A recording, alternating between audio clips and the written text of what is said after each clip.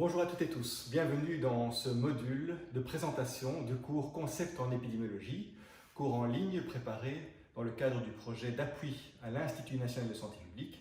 C'est un cours sur les concepts généraux d'épidémiologie de base, d'épidémiologie descriptive et analytique que j'ai le plaisir de venir présenter et animer avec vous. Alors je m'appelle Yves Copiters, je suis médecin épidémiologiste, médecin de santé publique, et je travaille à l'école de santé publique de l'Université libre de Bruxelles en Belgique, et j'ai la chance de collaborer très souvent avec l'Institut national de santé publique avec lequel nous avons mis en place un master en sciences de la santé publique. Et c'est dans ce cadre que nous proposons cette formation continue à destination des professionnels de santé et à toutes les personnes qui veulent avoir une connaissance de base en épidémiologie. Et je vous présente aujourd'hui le module d'introduction. Ce module s'appelle Bienvenue et consignes, c'est-à-dire c'est un module d'introduction que je vais vous faire et vous présenter cela avec ce PowerPoint. Alors en termes de méthode d'enseignement et de médias, chaque module aura une durée de travail, une charge de travail pour tout un chacun. Et ce premier module d'introduction, la charge de travail est estimée à 1 heure. Et pour ce faire, dans le cadre de ce module, je vais donc utiliser une vidéo de présentation et vous présenter en fait les différentes ressources qui seront disponibles tout au long de cet enseignement. En fait, dans le cadre de ce module 0, je voudrais vous présenter les objectifs généraux du cours, vous présenter le support écrit, qui est le syllabus, vous expliquer les consignes qui seront, je dirais, le fil conducteur de l'enseignement de chaque module, et alors vous présenter les évaluations, les auto-évaluations et l'évaluation finale qui permettra de valider vos connaissances et compétences à la fin de ce cours d'épidémiologie de base. Pour ce faire, vous serez aussi aidé de 4 documents écrits. On va vous présenter la formation et donc vous avez accès à une présentation de la formation. Vous avez accès aussi au syllabus complet du cours qui reprend vraiment de façon narrative l'ensemble des concepts, des éléments théoriques que je vais vous expliquer à travers des PowerPoint commentés. Je vous présenterai aussi le plan du cours qui est scindé en 10 modules et enfin le calendrier de la formation puisque toute l'intérêt d'un parcours pédagogique, c'est de respecter les échéances de la formation, de respecter le temps de chaque module pour faire les exercices, pour suivre la théorie et pour faire bien sûr les évaluations et les auto-évaluations. Alors si je dois essayer de définir les objectifs d'apprentissage, c'est-à-dire qu'est-ce que j'attends de vous dans le cadre de ce cours sur les concepts de base en épidémiologie, j'aimerais bien qu'à la fin de ces 10 modules, vous soyez capable, en tout cas vous renforcerez 3 compétences clés de médecins, de professionnels de santé publique dans le domaine et la discipline de l'épidémiologie. J'aimerais bien que vous soyez capable de mener des études épidémiologiques. Donc le cours va être vraiment centré sur l'épidémiologie descriptive, l'épidémiologie d'observation, l'épidémiologie opérationnelle, celle qu'on a besoin au jour le jour dans nos pratiques médicales ou nos pratiques de santé publique, pour mener des études, pour faire de la surveillance épidémiologique et aussi pour analyser les grands problèmes de santé publique.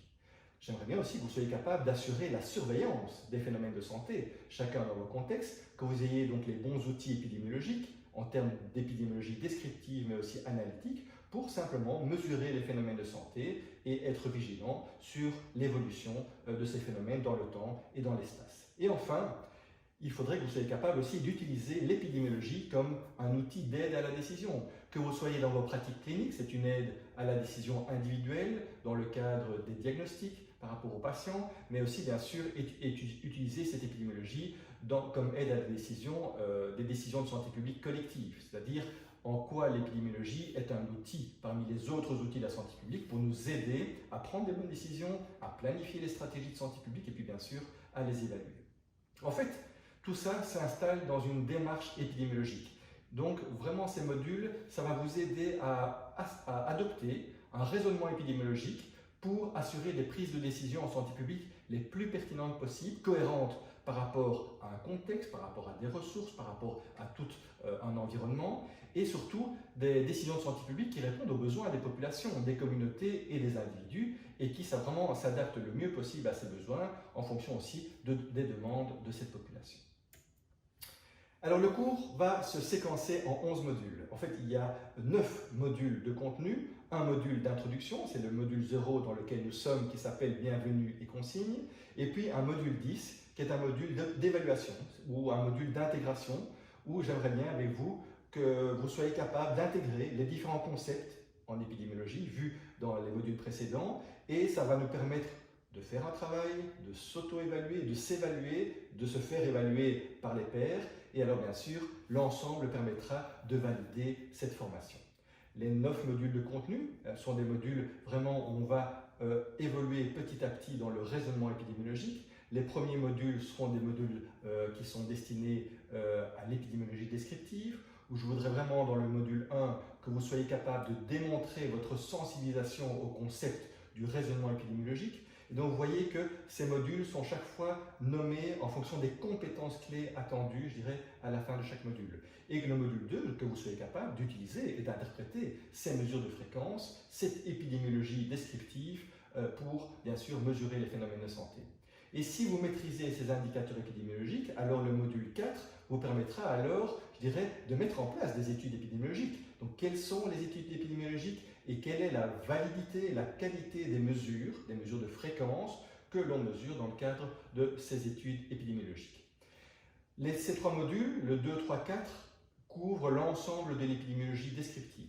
Ensuite, nous évoluerons dans l'épidémiologie analytique avec le module 5, qui nous permettra d'utiliser et d'interpréter les mesures d'association et d'impact en épidémiologie, qui sont des mesures qui nous permettent bien sûr après de répondre à des hypothèses de recherche. Le module 6 va plutôt nous faire réfléchir sur les associations causales, la causalité en épidémiologie, quels sont les critères pour assurer qu'une association est une association de causalité par rapport à un événement ou une maladie. Le module 7 nous permettra de mesurer et d'interpréter ces indicateurs épidémiologiques dans le champ de l'épidémiologie descriptive, mais bien sûr aussi de l'épidémiologie analytique. Et puis alors le module 8 sera un module plutôt déjà d'intégration, plus opérationnel, c'est-à-dire sur base de ces concepts, comment assurer la surveillance des phénomènes de santé au jour le jour ou à travers des enquêtes ponctuelles ou à travers des systèmes de surveillance plus sophistiqués. Enfin, le module 9 s'adressera plutôt aux cliniciens, puisque ce sera de l'épidémiologie à visée, je dirais, individuelle, puisqu'on va réfléchir sur la qualité intrinsèque, la qualité extrinsèque des tests de dépistage, des tests diagnostiques, que l'on peut absolument intégrer dans sa pratique pour gagner en évidence scientifique par rapport à des décisions face, je dirais, à des problématiques du malade. Enfin, donc, comme je l'ai dit, le module 10 est un module d'intégration où, sur base d'un travail et d'exercice, on évaluera vos compétences et vos connaissances et on validera tout cela à travers ce module. Alors, si je dois essayer de cerner ce contenu de cours, et bien voilà, donc on a 9 modules théoriques, les modules 1 à 9, qui suivent en fait les mêmes parcours pédagogiques. Et c'est quoi un parcours pédagogique? C'est vraiment très important de le comprendre. C'est un fil directeur, c'est-à-dire c'est une ligne à suivre vraiment de façon très systématique pour arriver aux objectifs d'apprentissage. Et un parcours pédagogique, ça commence toujours par des ressources théoriques, mais rapidement, on va demander à l'apprenant de travailler sur des ressources personnelles ou des ressources complémentaires qu'on va lui donner. Et puis, on va lui demander de faire des exercices, on va lui demander de s'auto-évaluer, on va lui demander de retourner éventuellement dans la théorie si on voit que l'auto-évaluation est insuffisante. Et petit à petit, comme ça, on va construire nos compétences, on va, je dirais, générer nos nouvelles connaissances qui nous permettront de valider l'ensemble du module. Et donc, chaque parcours pédagogique va commencer par un PowerPoint commenté. Et donc, c'est ça, c'est sur base de ces vidéos et de ces PowerPoint commentés que je vous donnerai le socle de la théorie. Alors, je n'ai pas la prétention, à travers ces PowerPoint, de couvrir l'ensemble de la théorie. C'est un cours, je dirais, où vous êtes autonome, où il faut aussi aller chercher des ressources complémentaires pour compléter, je dirais, le socle de théorie que je vous propose et bien sûr affiner certaines connaissances ou certains aspects qui vous auraient échappé. Et ces PowerPoint commentés seront chaque fois associés à des textes et à des ressources complémentaires. Il y aura bien sûr le syllabus qui suit en fait la même structure que les PowerPoint commentés, et puis toute une série de ressources complémentaires ou des ressources nécessaires qui seront des vidéos, des articles, des documents, des rapports, etc.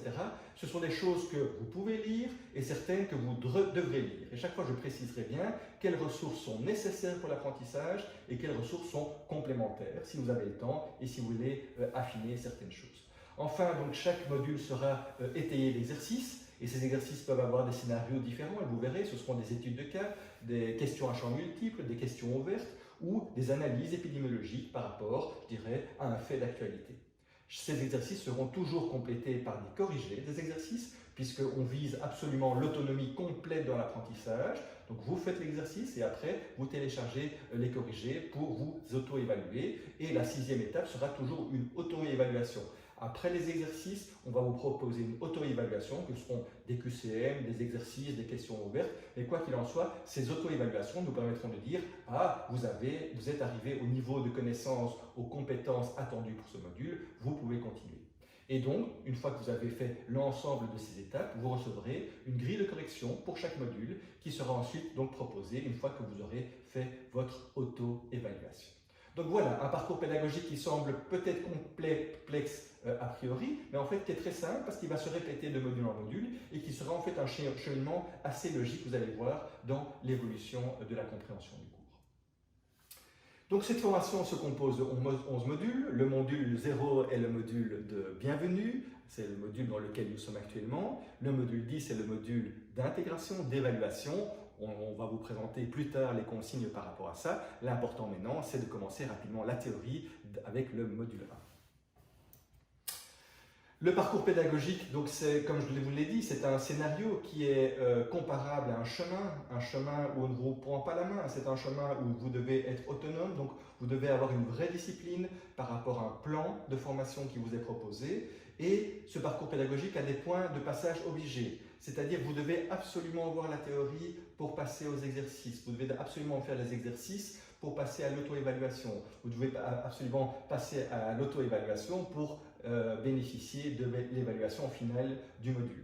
Donc il faut vraiment avoir cette discipline, ne pas sauter d'une étape à l'autre parce que ça n'a aucun sens. Il faut vraiment suivre ce parcours pédagogique pas à pas. Bien sûr, certaines étapes iront vite, d'autres étapes iront moins vite, il ne faut pas se décourager, mais chaque fois le temps de travail par rapport à chaque module est évalué. Vous pouvez vraiment vous fixer ce temps de travail comme je dirais limite pour faire chaque module.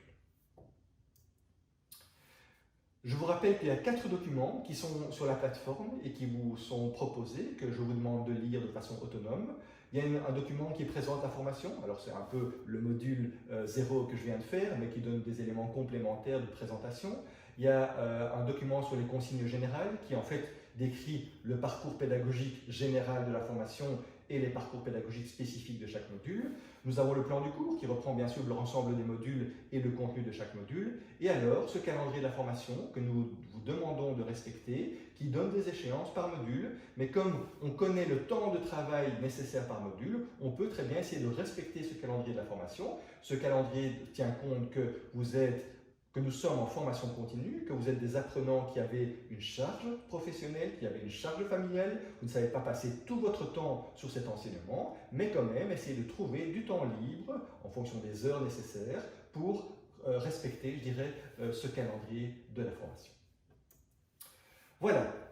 Sur cette base de cette présentation de ce module 0, je vous souhaite un bon travail. Je suis très heureux de vous accompagner tout au long de ce cours. Voilà, nous allons entamer directement le module 1 sur les concepts de base en épidémiologie et puis on se reverra petit à petit tout au long du parcours pédagogique sur base de vidéos ou sur base de forums ou sur base d'autres interactions que vous découvrirez petit à petit. Bon travail!